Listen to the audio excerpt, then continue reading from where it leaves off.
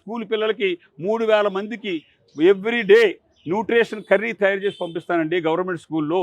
అలాగే వారంలో 2 సార్లు ఒక వెజిటబుల్ బిర్యానీ పంపిస్తానండి, ఒక లెమన్ రైస్ పంపిస్తానండి.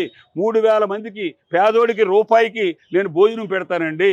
ఇన్ని ఒక ఎన్జిఓ ద్వారాగా ఇతరులు మిత్రుల సహకారంతో ఇన్ని సంవత్సరాలకి 29 సంవత్సరాల నుంచి. ఆయన విమర్శించారు, లక్షలు సంపాదిస్తున్నాడు, కోట్లు సంపాదిస్తున్నాడు, కాంట్రాక్ట్ కమిషన్లు, పేకాట క్లబ్బులు అన్నారు కదా, మరి మీకున్న వ్యాపారాలు ఏంటి, ఇన్ని సర్వీసెస్? నేను ఇవన్నీ నా సొంత డబ్బు ₹1 లేదండి. నాకున్న మంచి పేరుతో సిఎస్ఆర్ నిధుల నుంచి నా స్నేహితులు హై పొజిషన్ లో ఉండి ఫారిన్ కంట్రీలో ఉన్న వాళ్ళు, కంపెనీ వాళ్ళు పెట్టుకుని బాగుపడిన వాళ్ళు డబ్బుతోటి తప్ప నా డబ్బుతోటి చేశానని చెప్పట్లేదండి. చేసే మనస్తత్వం నా దగ్గర ఉంది, నాకు సహకరించే మనుషులు ఉన్నారు.